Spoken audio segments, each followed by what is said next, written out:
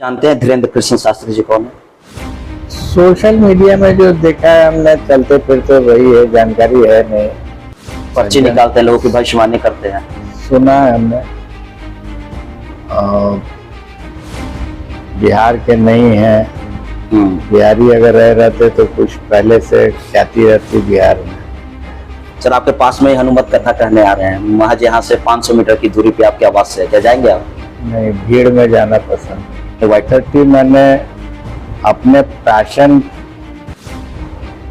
के लिए चलाया था। सुपर 30 मूवी बनी लेकिन उसमें आप कहीं नहीं दिखे, सर वजह क्या है? किसी को टीस एक मलाल ये सुपर 30 मूवी से आपको अलग रखा गया, उम्र को लेकर आपको डाउट हो रहा है क्या सर? युवा है इसलिए आप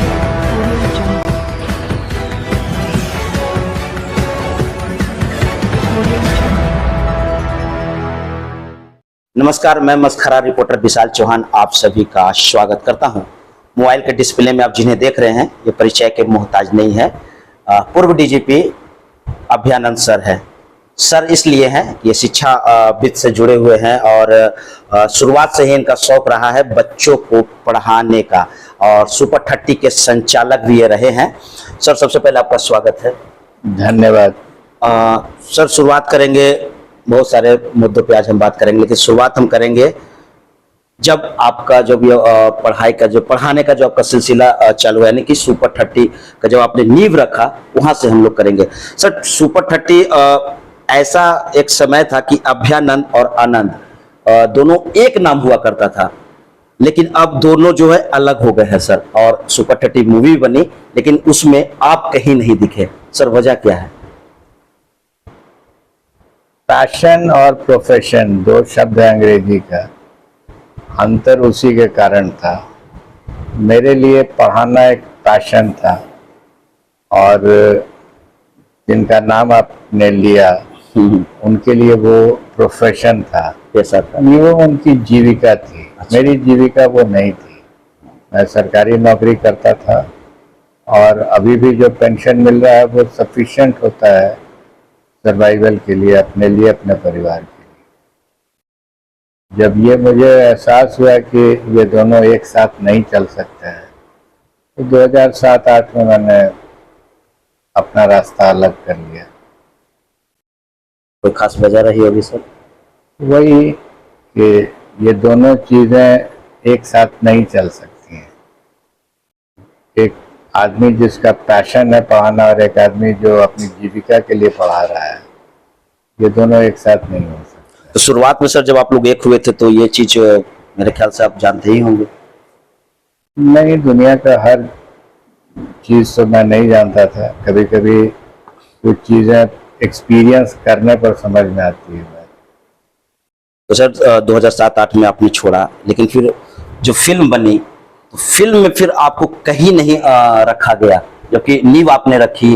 डायरेक्टर ने आपसे कंसल्ट करने की कोशिश की थी, जो सुपर 30 की मूवी की जो उन्होंने बनाया था, जो डायरेक्टर ने? किसी ने कंसल्ट करने की कोशिश नहीं की। तो ये तो एक तरफा स्क्रिप्ट हो गया और ये फॉल्स मतलब जो स्टोरी है, जो कि कहा गया है कि ये पटकथा जो है ओरिजिनल है, तो ये फेक है। निष्कर्ष आप निकाल लीजिए। मेरे लिए न ट्रू है न फेक है, और मैंने देखी भी नहीं फिल्म। अगर सच्ची होती सर तो उसमें अभयानंद सर जरूर होते, क्योंकि सुपर 30 के संस्थापक आप रहे हैं और उसमें बहुत कुछ दिखाया गया है, लेकिन आप डीजीपी थे सर, तो एक सपोर्ट जो होता है, यानी कि इनकम पैसे की, उसमें कहीं ना कहीं आपका भी सहयोग रहा होगा, आर्थिक रूप से आप सपोर्ट किए होंगे। किसको? सुपर 30 को? बिल्कुल नहीं, बिल्कुल नहीं, एक पैसे का भी नहीं। क्योंकि मेरा जो वाक्य है, मेरे पास इतना पैसा नहीं है, मैं उतना अमीर नहीं हूँ कि किसी को पैसा दे सकूं, और इतना भी गरीब नहीं हूँ कि किसी से पैसा मांगने की आवश्यकता। समय देते थे आप सर वहाँ पे? पैशन था मेरा। अगर मैं पढ़ाऊंगा नहीं, प्रतिदिन छुट्टी के दिन हो, संडे हो, नहीं पढ़ाऊंगा तो पेट का पानी नहीं पचेगा। अच्छा सर, कभी तो ऐसा होगा कि पुलिसिंग करते करते एक सख्त एक होता है कि जो पुलिस होता है वो काफी सख्त होता है और टीचर जो होता है वो काफी सॉफ्ट होता है, दोनों को कैसे मिलाकर आप चलते थे? एक कभी ऐसा हुआ होगा कि स्टूडेंट पे आप पुलिसिंग दिखा देते होंगे बाय मिस्टेक ही? उतना कंट्रोल, उतना नियंत्रण मुझे है अपने अच्छा, ऊपर।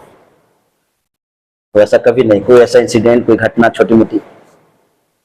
कभी नहीं। सख्त में भी आप पूछेंगे पुलिस विभाग में, तो जब भी सख्त हुए हम, तो भाषा में कभी नहीं हुए। मैंने कभी भी गलत भाषा का उपयोग अपने कनीय पदाधिकारियों पर भी नहीं किया है। अच्छा, एक्शन में यस, अगर कागज पर एक्शन लेना है तो बहुत सख्त हो सकता है, लेकिन किसी को बुला करके डांट डपट करना, ये मेरी आदत नहीं थी, कभी नहीं। कभी सर वैसी कोई टीस, एक मलाल की सुपर टटिफ मूवी से आपको अलग रखा गया? बिल्कुल नहीं, क्योंकि सुपर 30 मैंने अपने पैशन के लिए चलाया था। उससे मुझे कुछ मिलना है, ये मैंने कभी सोचा ही नहीं और आज भी नहीं सोचता। सर थोड़ा अब आगे बढ़ते हैं सर।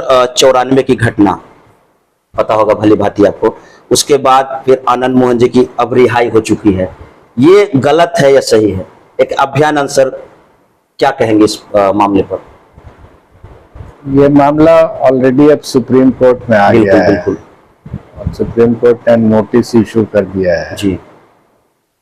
तो सुप्रीम कोर्ट में जब है तो इस पे मेरी टिप्पणी का कोई महत्व ही नहीं है और करना भी नहीं चाहिए, क्योंकि इसको सब जुडिस बोलते हैं और करने लायक भी नहीं है।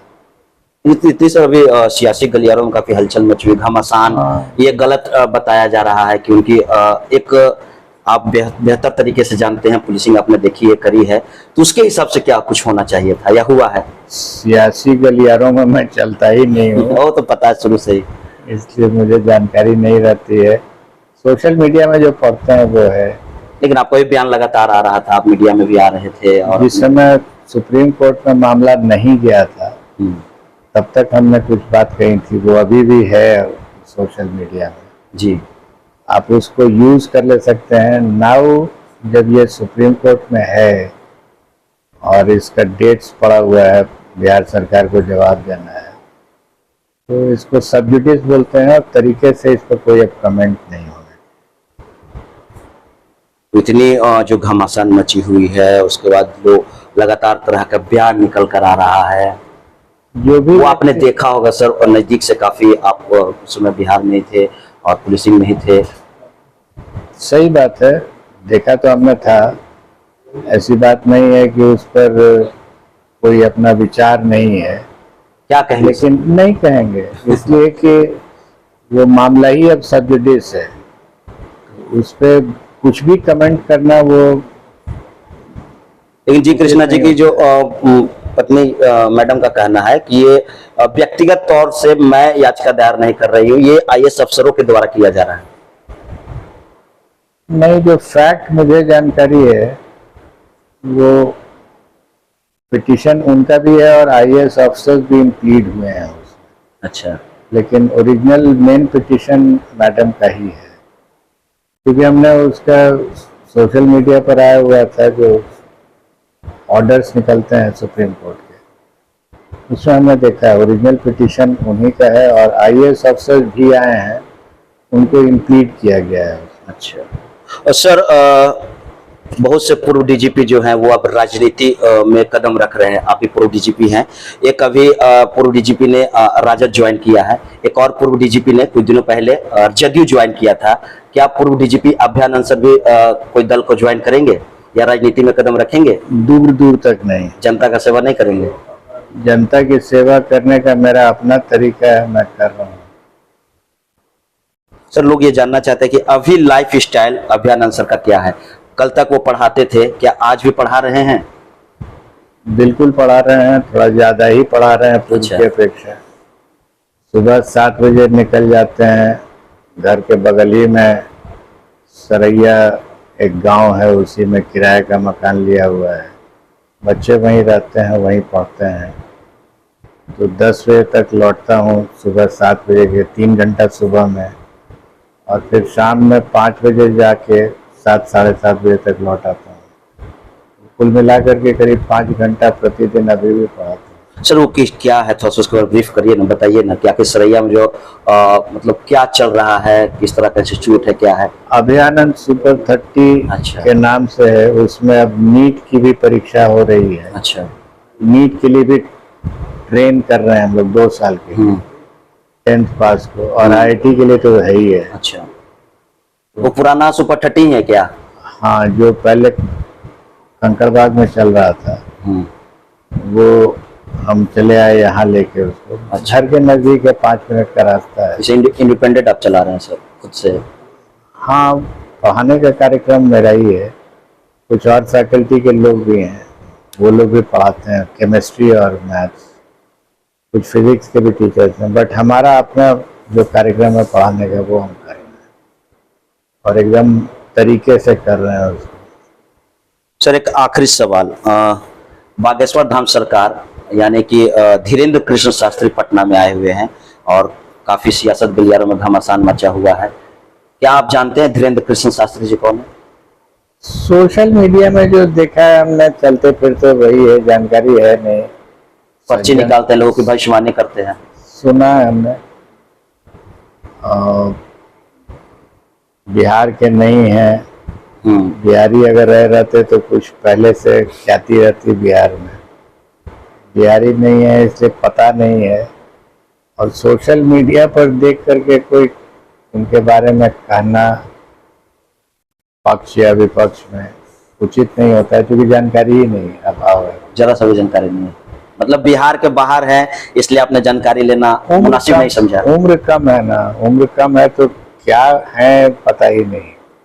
अभी तो पब्लिक फील्ड में आए ही हैं। उम्र को लेकर आपको डाउट हो रहा है क्या सर? युवा है इसलिए? हम डाउट नहीं हो रहा है। जानकर अगर उम्र ज्यादा रहता तो अब तक कई जगहों से युवा है सर, उनकी ख्याति आ गई रहती। युवा है। हाँ, तो इसीलिए कह रहे हैं कि और बिहार में रह रहते तो बिहार की जानकारी हम लोगों को रहती। अच्छा। अर्लियर से, लेकिन इनकी जानकारी हमें नहीं है। सर आपके पास में ही हनुमत कथा कहने आ रहे हैं, महज यहाँ से 500 मीटर की दूरी पे आपके आवास से, क्या जाएंगे आप? नहीं, भीड़ में जाना पसंद नहीं। अवॉइड करते हैं?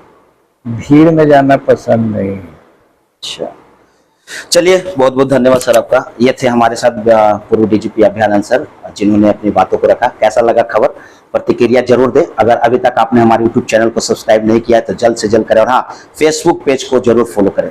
धन्यवाद।